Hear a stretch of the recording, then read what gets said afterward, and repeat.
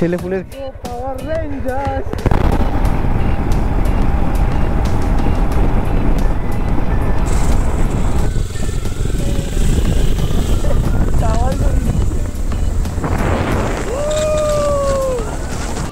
তো আমরা এই মুহূর্তে আছি হচ্ছে রানাঘাটে কামালপুরে। তো আগের বছর অনেকেই দেখেছিল যে একটা বিশাল বড় দুর্গা প্রতিমা তৈরির কাজ চলছে।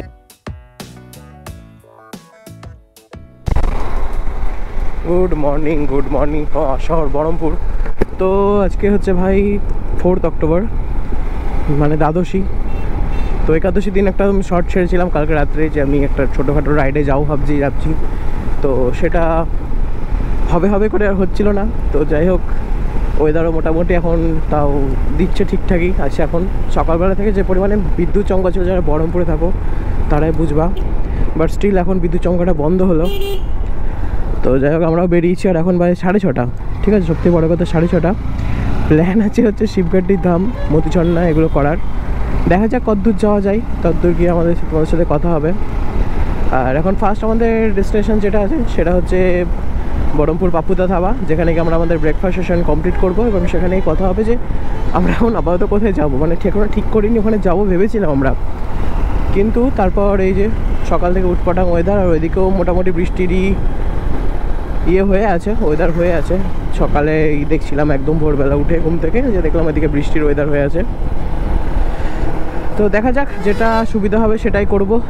রাস্তায় যাই, যেখানে বৃষ্টি হবে দাঁড়িয়ে যাবো। বৃষ্টিতে ভিজে গাড়ি চালানোর কোনো আপাতত প্ল্যান নাই, সাবধানে যাবো, সেভ রাইড করবো। আর আমি আজকে যাচ্ছি আমার ভাই পুরনো স্কোয়াডের সাথে বলতে পারো, কারণ যখন আমরা সাইকেল নিয়ে দাবদাবা করে বেড়াতাম, আমরা এই কটা বন্ধু মিলে ঘুরে বেড়াতাম। তো সেই সব বন্ধুগুলো মিলে এতদিন পর বেরোনোর সুযোগ পেয়েছি, তাহলে মিস করে লাভ নাই, ঘুরে আসি। পাহাড় অবভিয়াসলি হবে শুন, পাহাড়ের জন্য প্রিপেয়ার থাকছি। তো আমরা উঠে গেছি আমাদের পুরনো রাবেন্দ্র সুন্দর ত্রিবেদী ব্রিজ, যেটা সংস্কার হওয়ার পর আবার ভাঙাচোরা অবস্থা প্রায় এখন। তো সকালে চলো হার্ডার গঙ্গে বলে রাইড কন্টিনিউ করি।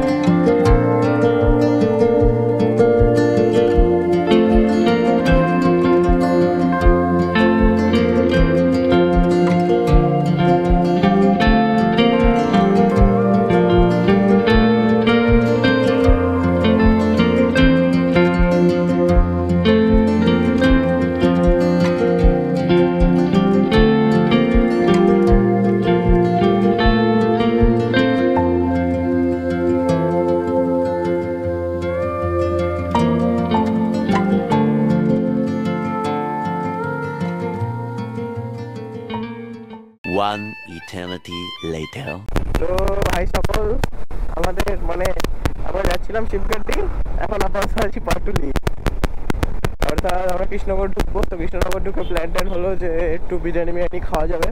কৃষ্ণনগর ঢুকে বিরিয়ানি কেন, কৃষ্ণনগর ঢুকে অতনু বাড়ি বলতো, অতনু বাড়ি কৃষ্ণনগর ওই সাইডে সার্কাস হচ্ছে। তো ভাই দেখলে ভালো হতো।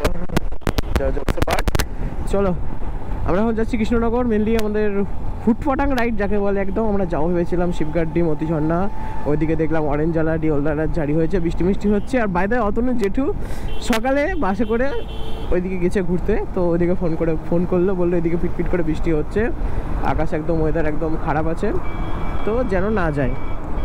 তো সেই কারণে আমরা ভাবলাম যে চলো ঠিক আছে, আর যাচ্ছি না, গিয়ে রিক্স নিয়ে লাভ নাই। আমরা অবভিয়াসলি ওই দিক অবধি গেছিলাম, ওখানে গিয়ে তেল ভরলাম, ফুল ট্যাঙ্ক করলাম, গাড়ির ট্যাঙ্কে তেল ভরলাম।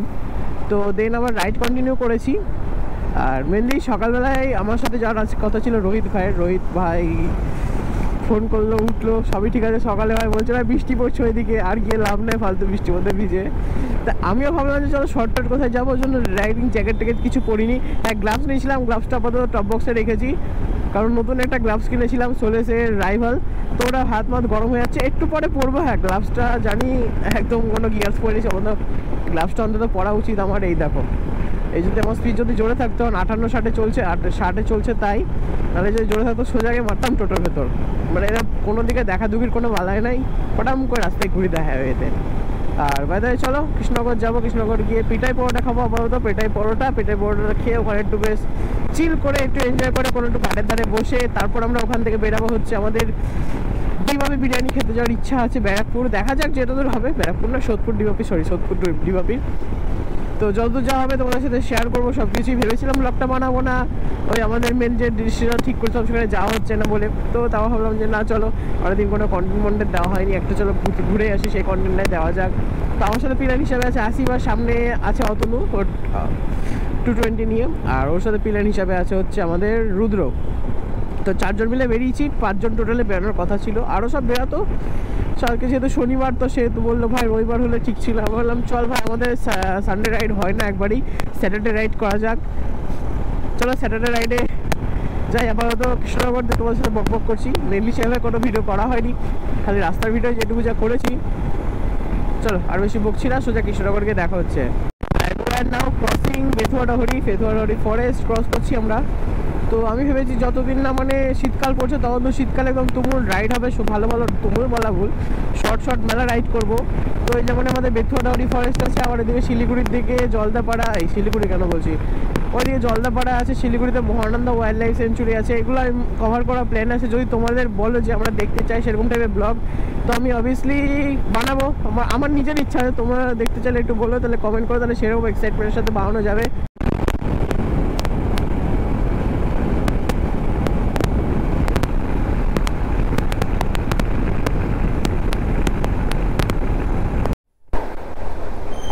ভাই এখান থেকে যখনই যায় বৃষ্টি হলেও জল জমে থাকবে, বৃষ্টি না হলেও জল জমে থাকবে। ও লাভলি, এই দিকের থেকে ওই দিকটা আরো বেশি, এদিকটা তাও মোটামুটি আরে আরে আরে মোটামুটি তাও হবে, বাট ওইদিকে এর থেকে বেশি জল জমে থাকে একেবারে। বহু প্রতীক্ষার পরে এই সামনে করে মাল আমাদেরকে নিয়ে এলো এই হেতমপুর সামথিং, তার কিছুটা বেশ আগে। আমাদের মেনলি যাওয়ার কথা ছিল হচ্ছে শিবগড়ি মতিহার, আর আমরা এলাম কৃষ্ণনগরে। এখন আসো ঠিক আছে তাহলে ভিডিও কি হলো ভালো করে করে দিচ্ছিলাম ভিডিওটা, ঠিক আছে। তো এখানে আছে হচ্ছে দোকানে আছে ঠাকুরতলা নদিয়ার নৃসিংহপুর, আর পিছনে নৃসিংহ মন্দির। এদিকে সোজা হচ্ছে কৃষ্ণনগর, ওই আমাদের হাই রোড কানেক্ট করছে পুরো সোজা রাস্তা। তো এখানে আমাদেরকে নিয়ে এলো অতটা হচ্ছে পিটাই পরোটা খাওয়ানোর জন্য। চলো পিটাই পরোটা খেয়ে দেখি কেমন লাগে, টেস্ট চলো বানানোটাও তোমাকে দেখা একটু।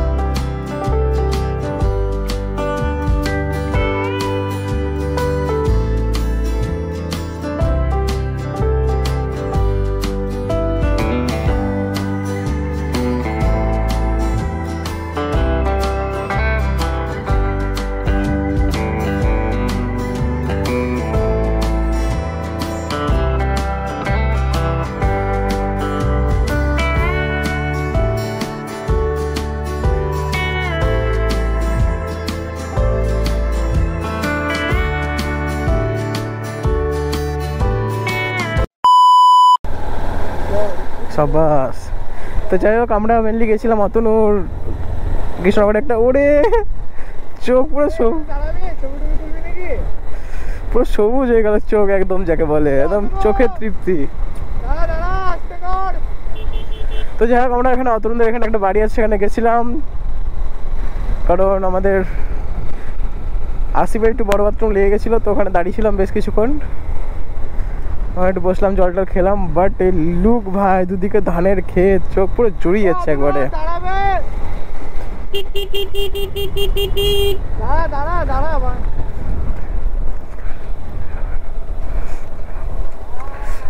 ভাই সাহাব বলছিলাম ভাই ভিউটা তো হেভি, ছবি টবি তুলবি নাকি? হ্যাঁ তো ছই পাগলু। আমি এখানে এসে বসি, আমি ফাঁকা থাকলাম এখানে এসে বসি।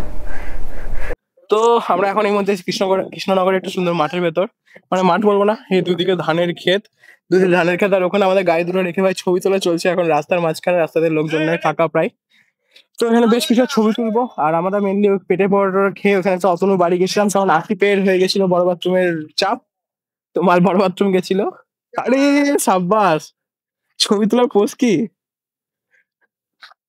তো যাই হোক এখন আমরা এখান থেকে বেরোবো, আমরা এখন এখান থেকে বেরোবো, যাবো রানাঘাট, তারপর মাদারসাট লাঞ্চ।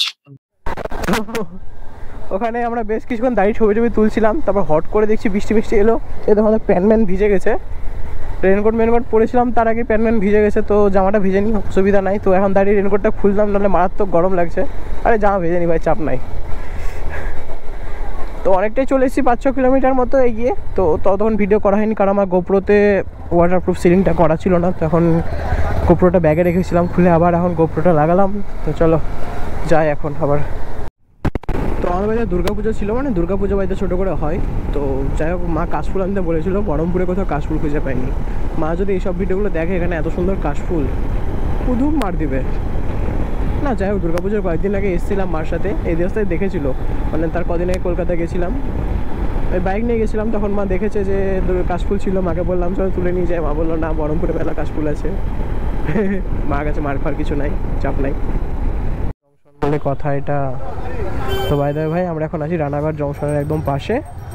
জানি না ওকে আমি আগে বলেছিলাম যখন ম্যাপ মারবি 4 চাকা মারবি না, ছেলে কি করেছে, ও আগে থেকে বাইক মেরে রেখেছিল, গলি গলিতে ঢুকাতে ঢুকাতে আমি ওকে পরে বললাম।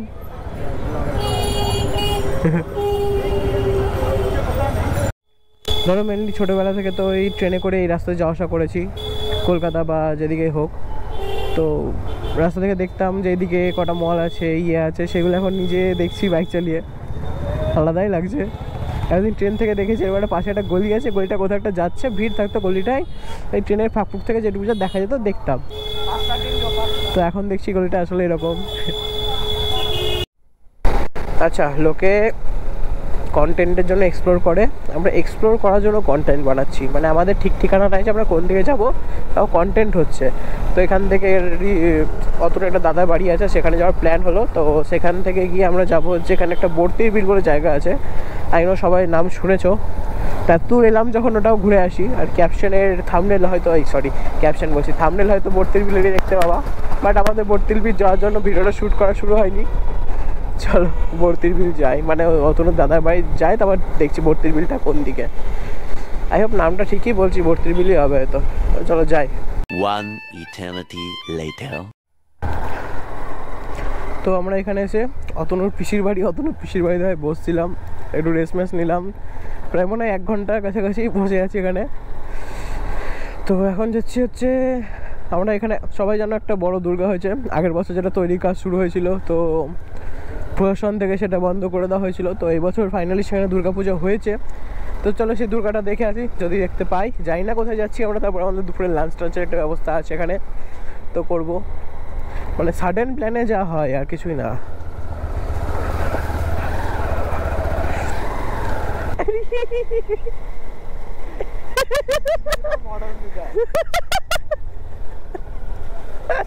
ভাই ক্যামেরা অন ছিল,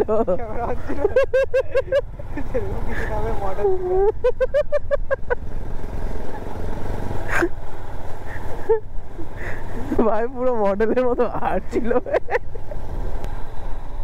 ভাই, সেই জায়গা, সেই ফাঁকা মাঠ, সেই কাদা।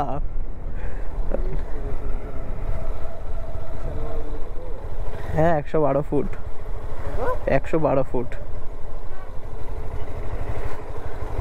দাঁড়া, গাড়িটা সামনে রেখে আসি।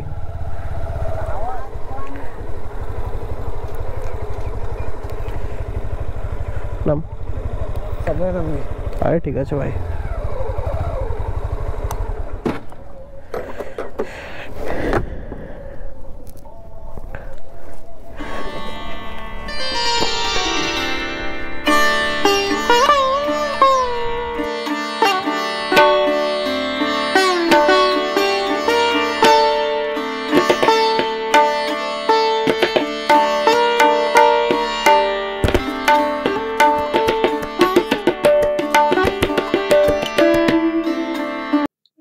তো আমরা এই মুহূর্তে আছি হচ্ছে রানাঘাটায় কামালপুরে।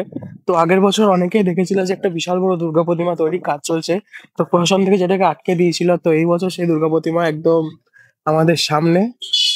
Hair is the beauty. আর পাশে অবভিয়াসলি এখানে একটা ছোটখাটো দুর্গা প্রতিমা হয়েছে, যেটা জুম করে দেখা পাচ্ছি আমি।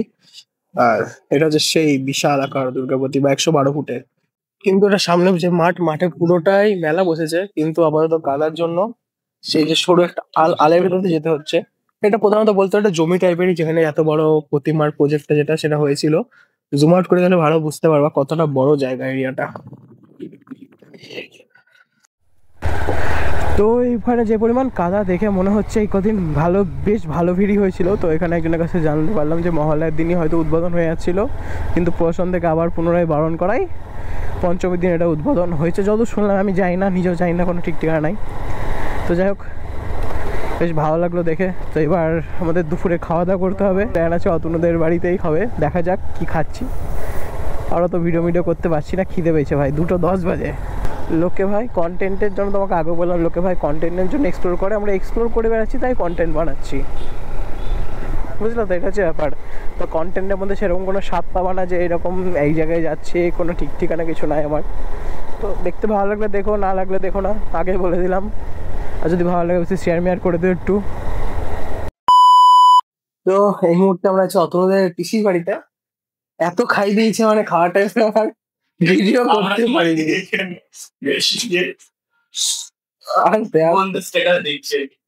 যাই হোক, মানে 3 দিনে যে ভাতটা খাই, একদিনে সেটা খাইছে, এরকম অবস্থা আমাদের। কম খেয়েছি। আমি বড় দুর্গা মাইকিং মুডে দেখছি তো। বুঝতে পেরেছি, ওই বলদুর্গা মাইকির মধ্যে অবস্থা আমাদের হয়েছে আজকে। মাইকি অংশের যে অবস্থা ছিল সেটা মিষ্টি খাওয়া, দুধের রস পড়ছে। আসিফের হয়নি, আমার হয়েছে। তাই ভাত দিয়েছে, ঠিক আছে, আরেকবার নিলাম, আবার দিচ্ছে ভাই, এত অবস্থা খারাপ। যাই হোক, এখানে আপাতত স্টপ করছি, রাতে এতে তো কন্টিনিউ করবো। যদি কিছু দেখানোর থাকে তাহলে বাই বাই। সময় এখন বিকাল 4:41, আমরা ঠাকুর দেখে এসে বেশ কিছুক্ষণ মানে গল্প গুজব করে তারপর এখান থেকে একদম ভুড়ি ভোজ মানে কি, ভুড়ি ফাটানো ভোজ করে আপাতত বেরালাম আমাদের বহরমপুর উদ্দেশ্যে। তো যাই হোক, ওখানে ভিডিওটা আমি করেছিলাম, সো এন্ড করিনি। তো যেতে চলো, যদি রাস্তায় কোনো ভালো সিনিং বিউটি দেখতে পাই। অবভিয়াসলি আজকে সূর্যর দেখা নেই, মেঘের ঢেকে আছে, তো সানসেট এতক্ষণ আশা করি। তো যাই হোক, চলো রোড ভিউ এনজয় করো।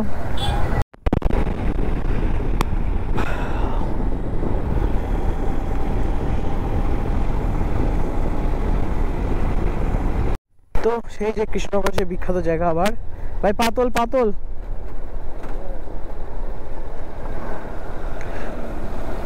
ওরে ভাই সাহাব, আরে আরে আরে